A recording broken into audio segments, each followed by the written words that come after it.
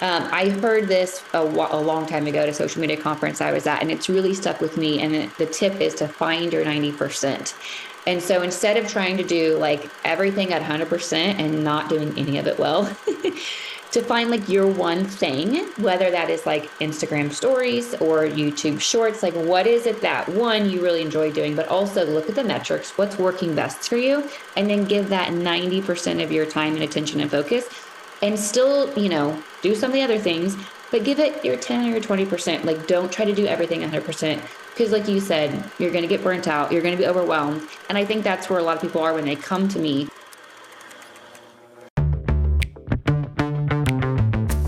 You're on a mission, and you just need more people to know about it. And whether you're brand new to marketing or a seasoned pro, we are all looking for answers to make marketing decisions with purpose. I'm Monica Pitts, a techie, crafty business owner, mom, and aerial dancer who solves communication challenges through technology.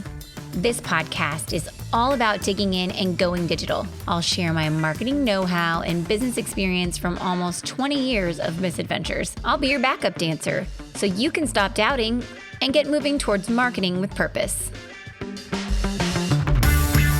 So I have a really special guest with me today, and I know that I say that all of our guests are special, but this one really is because she creates time for me in my universe. I know that a few episodes ago, we talked about hiring virtual assistants and how one of the things that I have been journeying through is finding contractors to help me do things that I don't want to do anymore in my company. And one of those contractors is actually Teah Hopper. Yes, the famous Teah, the social media human, is on this podcast with me right now, and it's very exciting. And so she's going to counsel all of us through ways to find joy in our social media and not hate it, which is tough because she knows I'm kind of a tough cookie that way. I'm not like, that girl, which is why I've got her. So Teah, introduce yourself and tell us a little bit about your business. Well, that was quite an introduction. Thank you. Yep, I am a social media strategist. I'm a mom to 3 littles. I've had my business for 6 years now. And I just love helping business owners like you who don't find joy in social media get their joy back and use it in a way that's going to actually help their business grow as well. So they're seeing the results. And so I work, I've had my business, like I said, for 6 years. I work 15 to 20 hours a week. And that's something that I just am so probably the most proud of, is like scaling my business to where I want it to be, but also doing that in a way where I'm still home with my kids part-time and just have the lifestyle that we've dreamed of. And so that's, again, kind of hand in hand, where I love to help business owners and businesses of all sizes use social media so that they're spending less time on it and they have more time in life to do all the things they want to do. So they're not on their phone 24/7, which is where a lot of that hate comes from. So help you get more of the love and less of the hate when it comes to social media. Well, I know that one of the things I've felt a lot about our social media is that we produce a lot of content, as Teah can attest to. And she's like, oh my gosh, Monica, there's so much good stuff that you guys make. And this podcast is one of those things. And then how do we even decide what we're going to put on social media without like overloading people? And so we're in that journey. We're going to figure it out. Maybe you guys will happen across one of our posts organically soon, right? Instead of just an ad that we're placing. But I really appreciate you walking into our lives and helping us find that. And I'm excited that you also, you have your business and that your version of success isn't the same as everybody else's, because a lot of people, they're like, hey, you just need to get bigger. You need to get bigger. You need to get bigger. And every time I get bigger, I get angrier, and then I have to get smaller again. So what did you do before you started your own business? I love that. Yeah, that's so much truth in what you just said. Yeah. So I worked full-time. I kind of in just different marketing, positions and spaces. I was a marketing specialist and for the Missouri Wine and Grape Board. So I have a history in the wine industry, which was super fun right out of college. And I just kind of fell into like the social media person because I was like right time, right age, thing.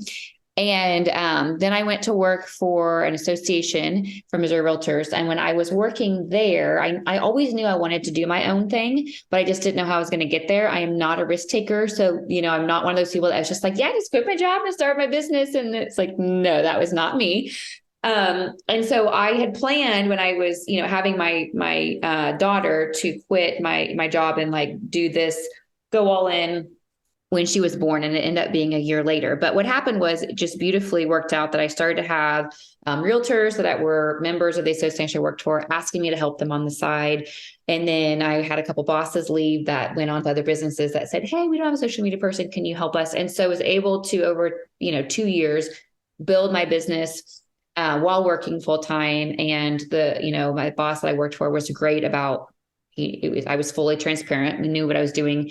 And so I was finally able to step out and have a business fully grown and, clients, all the things, website, all that stuff. And so, yeah, I've been doing it now for 6 years. I say full time. I don't work full time hours, but on my own. And it's just been so awesome to do that and work from anywhere, and when I want, where I want, all the things, and then to help other people find that freedom too. Did you know that we actually started Make Create inside of a real estate office? Like, this company they said that they were being held hostage by their web designer, and they had come and they had asked me over and over again, would I please go take care of their website stuff for them? And finally, like, it was the final, like, shoe dropped at work. And I was like, I cannot for one more day be in this place. And so I called up this guy and I was like, hey, do you still want this person? Here are my terms. I am an independent contractor. I will rent an office just like one of your agents. I will do these services for you and not these. And so I started Make Create inside of a real estate office doing work for realtors. And That's awesome.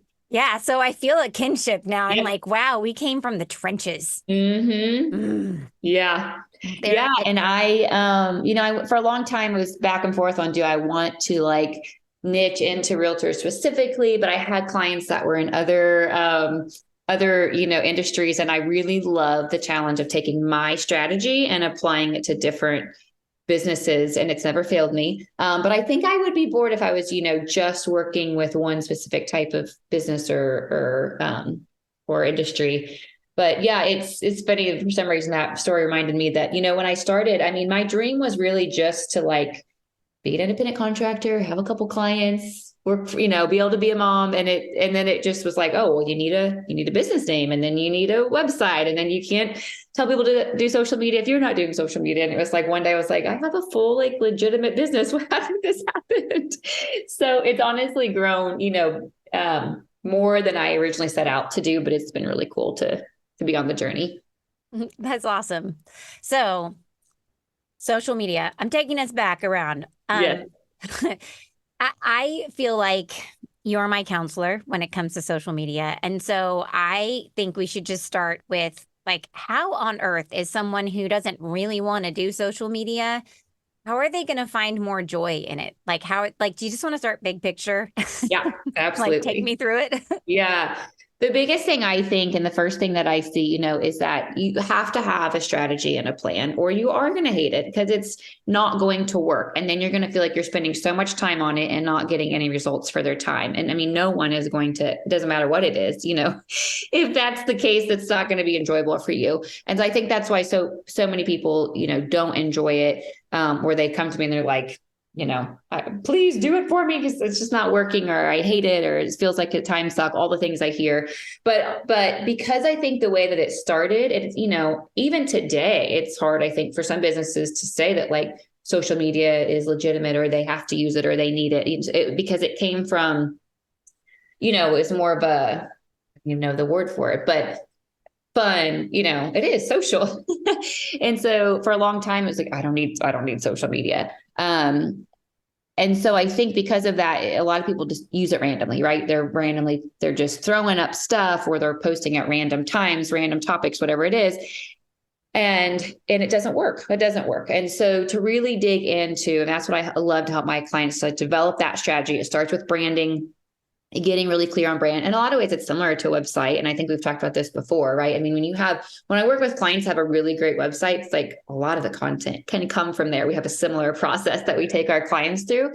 But when they get clear on their brand, when we really determine who their target audience is, which tells us what channels they should be on, and then getting clear on their goals, those things help us figure out what they should be posting. And so then their posts start to resonate with their audience. And they're also then when they develop a system, which is kind of, for me, it's like strategy and system, the two things I really are a part of my process. When they have that system, then they're able to save time. They're not spending so much time on social media. And then all of a sudden, usually they're moving closer to love and having more joy and not hating it so much. Yeah. So that's kind of big picture. So we need a strategy and a system. And part of the strategy is our branding, our audience, and our goals. And we have to define those things for social media to know everything from where to post and what we're going to post about. So it's, you got to do some homework first. It sounds a lot like, everything else in marketing.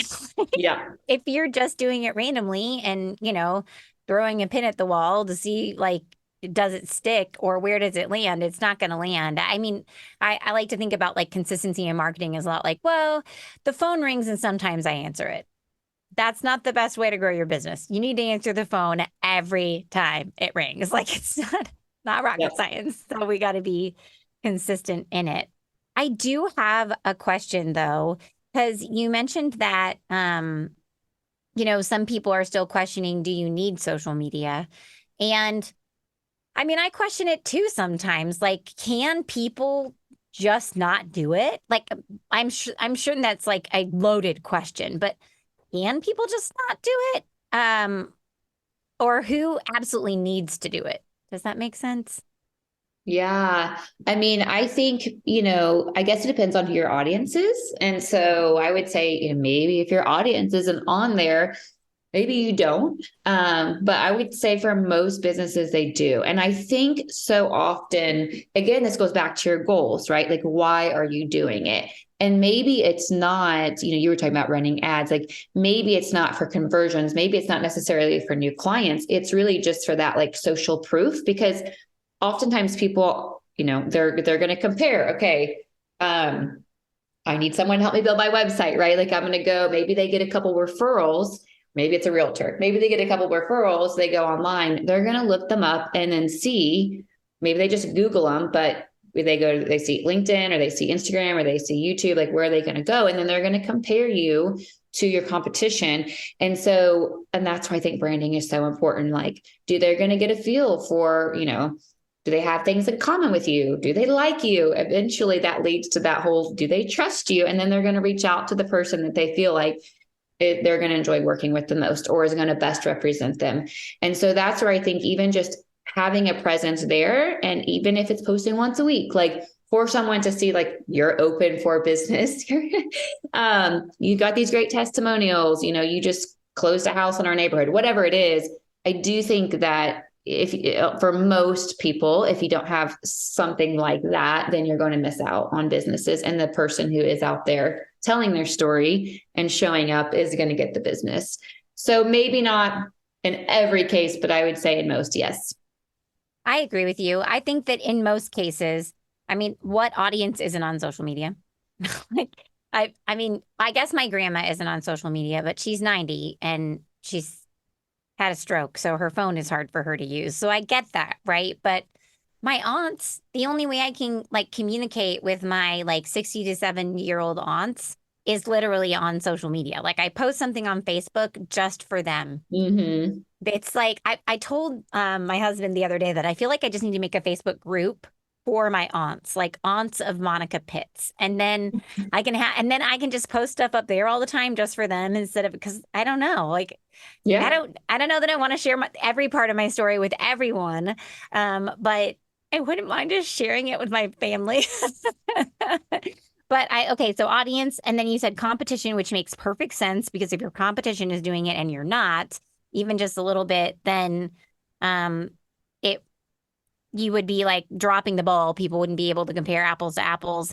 And I like what you said too about that the messaging that's going out on social media, it feels a lot different than the stuff that you put on your website. Like if you have a blog, then you probably do have some less markety feeling copy, right? Some stuff that doesn't feel like you're trying to sell to people. And people want to buy from somebody that they like.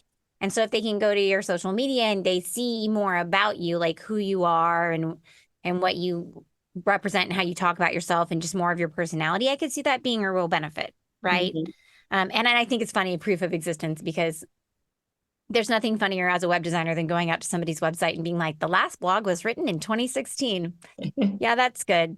You Yep. clearly, I should definitely call you. Like, I don't even know. Like, is the restaurant still open? I Right. don't know. Like, I could Absolutely. drive 3 cities away and end up like in the middle of nowhere.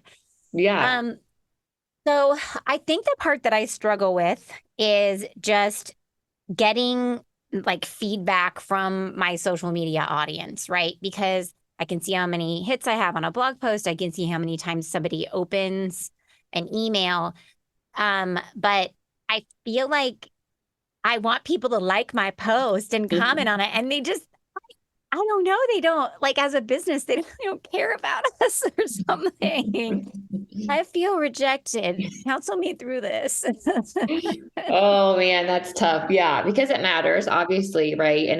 But oh man, we could have a whole separate conversation about, again, that goes back to like identity and of course, when you have a post, I have a reel today that's doing really well. So of course I'm like, yes, this is exciting, this is fun. But then, does your value when it doesn't do that well, do you personally like feel, so that's hard in separating yourself and all that. So that could probably be a whole counseling session. But I do think that yes, when your content is doing well, you're going to feel good about it. It's going to kind of motivate you to create more. And that kind of goes back to that joy. Like there is more joy there. And sometimes it just takes a while, right, to figure out like what is the right type of content, like you were saying, and what's the best format and what's the best channel. But I do think I just remind people too, it's so noisy, and also like how often are you scrolling and not engaging, but you still watch the video, you still read the whole dang post. And so I think this number is like 80% of people are lurkers. Like, so they are on there and they are never, ever actually taking any action or engaging. And I have this happen to me, where I get on a discovery call and I'm talking to a potential new client and they're talking about content. And I'm like, I've never seen them on any of my accounts, like anything. Like, where did they come from? And I have a great story. My husband has a business. Of course, we do his social media, and he got the most amazing text a few weeks ago, and he is a nurse, and he helps caregivers that are caring for older adults.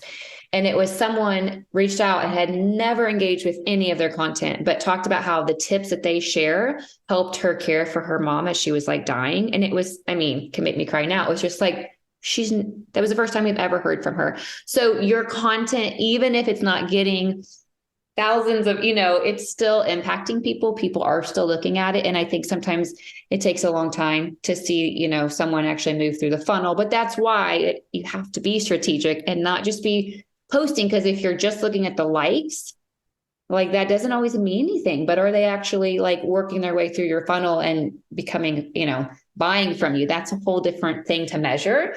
So that's where it's important to have those goals and to know what you want that to look like beyond social. And it can look really different. I know that so 100 years ago when we did social media in-house and I had to review social metrics for people every month, they would be like, we just need to post more about our events. We need more people to know about our events. And I'm like, yeah, well, here's the deal. Like I can do that for you, but they're not going to interact with those posts. They're going to interact with the ones with your face on them. And then, so when we would take their advice and just post about events, which we have to do because we want people to know about the events, then all of the metrics would go down and then we would, we were at fault, obviously. But I think that's one thing too that you guys counsel us on is, we post pictures of, Ellis hiking in her vintage May Create shirt. And that one always gets a great response, or like the team working together on something and people like that. But we also need to make sure that we're telling people what we do and our brand story and giving them that help to make sure that they know who we are and that they know what we do. We're not just May Create running around in vintage sweatshirts. We're like, people that build websites. Yeah. It's a balance, right? Yeah. And it's a human. I mean, you have to think about it. It's a human on the other side of the screen, right? So are they more likely to, yeah, pick the click and like the picture of the cute girl? Like, of course, versus like, yeah, but they're still seeing your other stuff, but did you tell them to like it? And that's the other thing. What's the call to action? I had a client, once that was like, we're not getting any comments. I'm like, well, none of your posts are set up. You're not asking questions. You're not actually trying to get people to comment. It's more passive. Maybe they're going to like it. Maybe they're going to click and go, read it. But if you want, so you have to think about too, overall goal. And then like, what's the goal of each actual post? Mm-hmm. And what action do you want them to take? And then tell them if you want them to do something. So I saw in one of your recent blog posts that you say that getting clear on your brand and your goals is important. And you talked about that some earlier. Are there any like specific pieces of advice that you want people to think about when they are like crafting this plan? Because crafting the plan is going to make us happy. And give you more joy. Yes, Oh, I actually think crafting the plan is like I have to like really dig into some of my clients and be like, listen, I know the sexy stuff is like, what are you going to post? And like, what's the format? But like, we have to start here. So this part may actually feel like it's not bringing you as much joy, but if you do it, it will long term bring you more joy. But I think what I found, when I first started out, I had a branding background, but I didn't plan on using so much branding and as a part of this. It was like social media. And I would sit down with these business owners and be like, okay, try to start to develop their content or content calendar or plan. And they had no idea how to talk about themselves. I mean, it was just like, this is your business, right? Am I in the wrong place? Like, aren't you the business owner? But, we talk about branding and they're like, oh, well, here's my logo, my colors. I'm like, okay, but what you messaging, what's your story? And I don't know if it's because when it's ours, we're too close to it. And a lot of times I think we need a mirror, for someone to help us see. But that is one of the things I actually have the most joy in with what I get to do now is helping people. Like I hear their story and then I'm like, ooh, that's it. Like, that's the thing, like that's it. But helping them craft their story, because as we just talked about, we're humans, right? So that's the kind of stuff that people connect to. It's not what you do, but it's like why you do it and what makes you different from your competitors. What are your values? Those are the type of things, you may create. Like people love seeing that you have a retreat or you play games in the office. Like that's the type of human connection. So yeah, I think that's where it's so important. And then once we can dig into that, it's also then leads us to, okay, what should you be talking about? Like, what are the things that if you were writing a blog or recording a video, you're going to be excited about, that you're passionate about. And then that allows you to have more joy in creating that content. Because if you're like just creating content to create content and you're like, I'm so pissed I'm writing this blog today, if you're not enjoying creating it, you can guarantee that the person on the other end is not going to have joy, reading it, watching it, listening to it, consuming it. And so that's where I think it's so important to help you figure out what you're going to be excited about and then help you create content that you're excited about. I 100% agree with you that there's a lot of new businesses and even sometimes like existing businesses that are in a period of transition, nonprofits that are really big, they have a really difficult time talking about themselves. Like I will sit down with them and it will be an hour and then I'll finally figure out what they do. And I've had like multiple people that have come to me. They're like, hey, I want you to, do this consulting with me for my website. And I'm like, okay, that's awesome. And then I listen to them for that hour and I go, whoa, wait. What I need you to do is figure out how to tell me what you do in like 30 seconds or less. Like that's where we're at now, friends, because like, especially for someone who does something really technical, something that other people don't understand about, or a new product or service. Like, I mean, I could even use a coach as an example for that. So these people have a problem. They know who they are and that they have a problem, but they don't know that you solve it or like why your method is best. And then you just go blah, blah, all over them. And it's like, I don't want to listen. It shouldn't take them an hour to figure out what you do. I mean, I feel like they're putting the cart before the horse when they're like, you know what? I need a logo. And I'm like, nope. You need to learn how to talk about yourself. Go make yourself a 60-second infomercial and come back. And, oh, friends, if you look for, so I went to a sales training class for years. It was Sandler sales training. And I bet that if you Googled like Sandler sales training 60-second infomercial, you would get yourself like a framework to make it. And it's great. So anyway, that was totally off subject. But yes. So talk about things that make you joy. Learn how to talk about yourself. All these make lots of sense. Okay, so another thing I think that happens, so if you're not talking about stuff that brings you joy, then you're like obviously not happy talking about it. But also, I feel like people kind of burn themselves out because they are doing too much. And I know that you and I have been like watching all the Make Create channels and figuring out which ones we can delete. But like, how do you guard against that? Like, what is your advice for people in like not like, do they need to do everything? Do they just need to do one? What does that look like? Yeah. Yeah. Most people are, okay. I started to say, I'm like, yeah, historically, yeah, people are on way too many channels. You don't need to be everywhere. Starting out, like, especially if you're just starting out, I say one and then maybe two, right? Like you really need to pick the one or two that you think your audience is on. And once you have like, you're executing there, you're hitting your goals there, you're seeing success, then start to focus on another.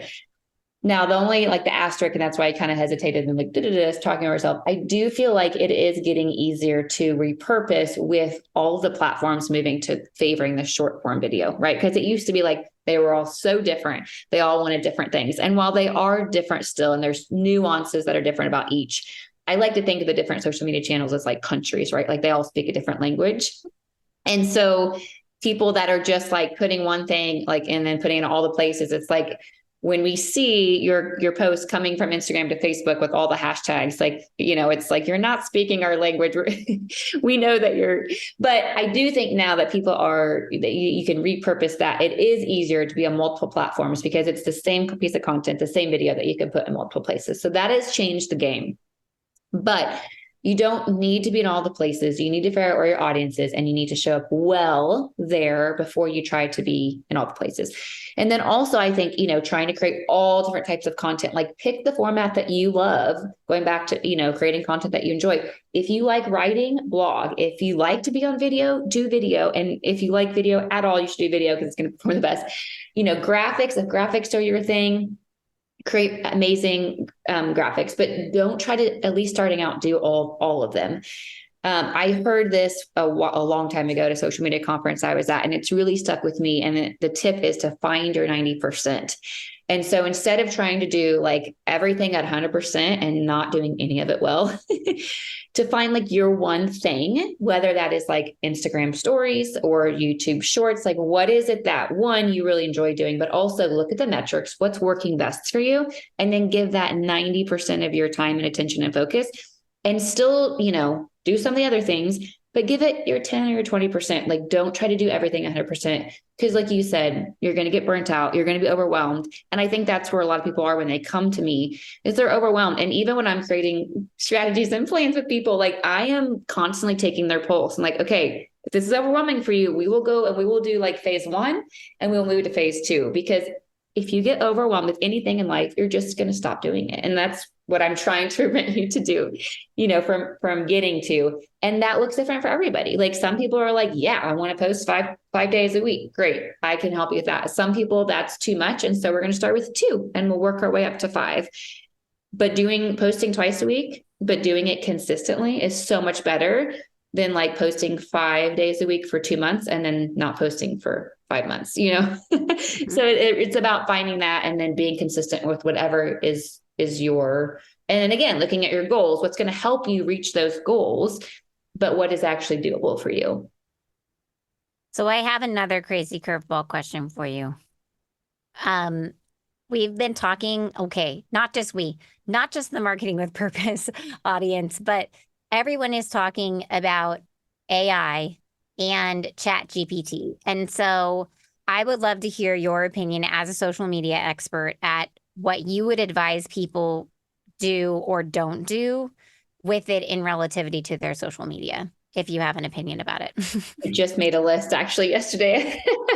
Yeah, I'm really digging into it right now. Because I do see the value in it, and I do think that there's a way to make it work for you. My fear, as I think a lot of people are, is that it's just everything's going to just start looking the same. I mean, if everybody just starts using it, like, is there? So I think you can use it, but then that's where that brand becomes so important. You have to then put it into your own words. So I had a client the other day. He's been using us for video production, and I think he will continue to do that. But he just got in there and put in, I don't remember what he input, but it shot out some tips. But then he then recorded a video in his own words, like using those tips as ideas, but putting his own, ideas, opinions. And I think that's going to be where you can use it in a winning way. Because if it's simply like generic, yeah, here's my new blog I got off of, I think it's not going to be effective. So let me find my list, because I do think there's things you can use it for, again, for more idea generation. But then you need to insert yourself into it. So, hashtags. I love this idea of like using it to come up with hashtags. Again, you're putting in your business, your brand, all of those things, but having it spit back some hashtag ideas. Captions, if you put in, what your posts are, I think it could help you generate some captions. You would then obviously need to reword them and make it sound like you. Ads is a big opportunity, I think. So whether that's ad copy, but using it for ads. My husband's actually been looking into it because, like, as you said, like, we're doing his organic, but he was finding that he could take all of our current social media, like, post, and then use that to help them generate ads. So it's still going to be on brand, but it's going to be more for the ad format. Blogs, I do think, again, you can, use it to get the basis of a blog, but then you need to rewrite it, put it in your words, personalize it for your clients. Email newsletters. And then again, like I just mentioned, my client, video content. So it could be ideas for videos. It could be taking your ideas and putting them into a script, but lots of different ways around video content. Also love this idea of subject lines, because I don't know about you, but like, I really struggle. So you can actually put the email in there and have it spit out some subject lines for you. I have actually started playing with it. Yeah. And so my emails are just kind of crazy, right? You get them. And I actually think it's better at writing subject lines than anything else. And it'll like give me a subject line and it'll come back and I'll be like, nope, make it weirder. And it'll do it, or I'll say make it more fun or make it more conversational. I'll tell it, give me 5 more options. And I think it does a great job at subject lines myself. They're short, snippy little things, but when I use it to generate, like, I'll upload a transcript from a podcast, and I'll be like, hey, give me a 2-paragraph with, bullet points in a conversational, fun tone. It'll give it to me, and then I'll be like, okay, now make it more fun, and then I'll be like, okay, now make it witty. And then I'll be like, oh, this is pretty good. And then I totally spend at least 15 to 20 minutes like rewriting the entire thing, and it looks nothing like it came out of it. But it gave me some great ideas of how to like format it and phrase it. Does that make sense? Okay. And then I delete it all, like line by line. But anyway. But it gets you started. Okay. Yeah. It helps. It helps. That's funny. I'm sorry, I interrupted you at subject lines. No, that's I think the it's last good at one, that. which I was going to say is very on topic. It's just podcast. It could be, episode topics. So like you said, giving the summary of them or whatever that is. But I think there's with podcasts a whole other, a lot of them that you could use. But yeah, I'm kind of the same way. As sometimes I feel like when I take something and try to edit it, it's almost harder than coming up with it from scratch. So it'll be a learning process, I think, on how to use it. I like editing more than I like starting from scratch. So I feel like I like it as part of my process. Mm-hmm. But one thing I did find the other day, which I had never thought about this the other day, I downloaded this freebie, which I'm trying not to do as much of because then I just get overwhelmed with information, right? Mm-hmm. But this lady had prompts for it. For your writing. And I thought, okay, well, what's this going to be? And there was a whole set of prompts that you could ask it to help you better understand your target market, which I thought was really cool. So, like there were fill in the blank prompts, and it would be like, write a journal entry, from this person's perspective, they feel like this, they are, describe that person. And then, and this is what they're working on. And then it like gave me a journal entry from them. And I thought, oh my gosh. And I literally had not thought about some of the perspectives that it gave me about my target audience in that journal entry. And I'm not saying that they're concrete, right? Mm-hmm. But just the fact that it made me think about it, I was like, oh, wow, I had never thought about using it for that. So I guess at the beginning of your planning, you could use it to gather like some audience advice if I love you that. wanted some more perspective. Yeah. That was cool. Yeah. Cool. Well, and one of the things too that I tell my clients is, we need to know our audience, and then we need to write in a way that sounds like them, not you, but you need to write like they would talk. And so that might also be a way to get at that, because it's hard when you're not them, that could be a great way to kind of generate that. Yeah, especially if you're selling to a different demographic than you are. Mm-hmm. Mm-hmm. I wonder too, like with the liking of posts, like my kids, every time that they'll scroll through Instagram with me, because sometimes I'll like pull it up. I use Instagram. It is extremely curated. I tell my husband's like, I hate social media. And I'm like, yeah, but you don't understand. The only things on my Instagram feed, other than like ads, obviously, are aerial lists, plants, and puppies. That's it. So it's amazing. And sometimes like every like once or twice a month, I'll sit down on the couch with my kids and I'm like scrolling and they're like, oh, like it, mom. Like it, like that one. Like it. Did you like that one? And like because I forget, and acro. There's a lot of like acro people on my Instagram feed too. That's Anyway, funny. so I wonder if younger people are more likely to like your posts than maybe older people because they're used to it and that's how they show each other appreciation. Maybe Yeah, my kids that's don't really even have social media. interesting. I don't know. Yeah. And then why are we less likely to like it? Like that's a whole psychology thing, We're jaded. Mhm. Yeah. Yeah. We had Or busy. yeah, Maybe we're I just don't busy. know. We just don't give out our likes so easily. Nah, we just hold on to them. Yeah. Okay, so is there anything else you can think of that you really feel like people should think about so that they can get more joy out of their social media? Any last piece of advice you want to give people before we leave them? Yeah. So this could be probably a whole nother episode, but I think the other thing, similar to you talking about curating your feed, is like, I think so often, we end up not liking social media because of the whole digital disruption and how much we feel like, just torn between our digital life and real life, and how often we're getting disrupted day to day because of our phone and our accounts and the notifications. And so something that I've tried to be really intentional on, and I honestly, there's a whole topic around like digital wellness, that try to share is, it goes back to that whole time thing, but it's when you're on social media, you are using it purposefully. And then when you're not actually using it for your business, like you're off of it. And so you're not wasting so much time just being on there mindlessly. And I think there's a lot of ways that we can do that.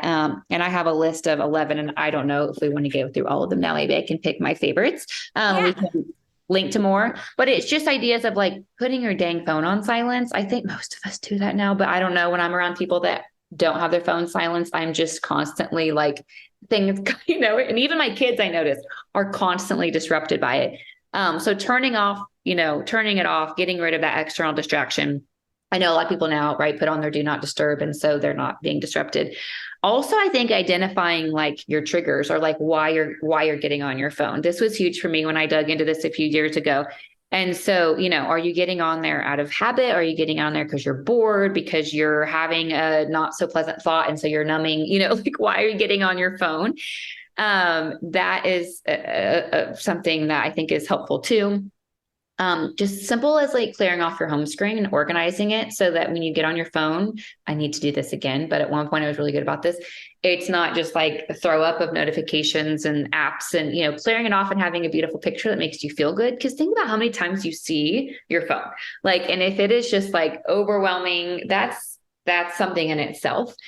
And so there's others. One of my biggest thing now, and that I've used for years, that just saves me, is airplane mode. So I put my phone on airplane mode usually about 7:30, 8 o'clock at night. And I try not to. Sometimes I'll check it after my kids are in bed, but wait until the morning when I am like ready to turn on. So that doesn't mean first thing in the morning I'm looking at my phone and I'm looking at all the things I missed and immediately feeling overwhelmed. I'm waiting, and when I'm ready to turn on, I take it off airplane mode. And there's a lot of different ways you can do that now, but I'm just used to using airplane mode. But things like that can keep it. It's usually social media, and the things happening on there are non-emergency. They're not life or death. So we don't need to check it 10, 20, 30, 50 times a day, and just that can, I think, help you create more joy by not feeling like you're getting sucked into it and that you need to be on it all the time. And I tell people, if I, as a social media strategist, can have these boundaries, then you absolutely can too. Like if I can find a way to not be on it all the time and for it to, to still be successful, then you can too. It's just a matter of getting control and not letting it run you, but you running it. I do like what you said though, like identifying why you're getting on your phone and like figuring out why it makes you feel that way, because then you could decide which one of the methods that you just suggested would be the best one to make you maybe not feel that way, because you're not telling them that they need to go run a marathon. You're telling them that they need to like take the first step, like figure out like how to walk and like turn off a couple of little things there, because it can be scary when you're on your phone all the time and it's like an extension of your body. Mine is not, but I see a lot of people who it is, and they just it would be like removing an appendage for them. And so I think that your comment about identifying why you're getting on there, and I think even just having an awareness of how you feel while you're in there and what's going on, that could be a huge step in the right direction to using those other pieces of advice to like clean up your digital clutter and then allow you to do social media as a company that knows that they need to do it and maybe not hate it so much. Mm-hmm. You're smart. Thank you. That's what you do my social media. It's so cool. It's not easy. It's what someone said the other day. It's simple, but it's not easy. Yeah, I agree. Okay, so where can people find you and learn more and read more of your tips? I know you got a blog. I was just on it the other day. Yeah. Yep. I would say I'm most often on Instagram. So, and all of my stuff's very simple. It's just my name, Teah Hopper. So it's TEAHHOPPER. But I'm also on Facebook and LinkedIn. And yes, my website is teahhopper.com. I've got a blog. I've got some free resources there, a content calendar freebie, and a posting plan kind of blueprint. So if you're like really new to this, I take you through my strategy to, figuring out what you should be posting and helping you kind of have a blueprint for your post or content map. So those are on there as well. You can go grab them. Yay. Well, head on over to teahhopper.com and download those fun things, because like she said, part of feeling more joy is making sure that you do the homework. And even though homework isn't always fun, it's going to help you out in the long run. So thank you so much for joining us, Teah. And until next time, you guys know what to do. Go forth and market with purpose. To get a copy of the show notes and all those links that we just heard from our guest, head on over to mayecreate.com, MAYECREATE.com. And of course, I have to tell you the things that all podcasters are supposed to tell you at the end of their episodes. Like, if you thought this was awesome, you could subscribe. And then I would get to tell you when I have new stuff for you to learn, and new episodes, and new people to meet, new stories to tell. Oh, and of course, I would really love it if you left a review. So head on over to mayecreate.com for those show notes, MAYECREATE.com, or maybe even contact my team about building that next website. We can do it for you, and we even have our Better Than DIY website program that teaches you to plan and build your own website. So head on over to mayecreate.com, MAYECREATE.com. I'll meet you over there.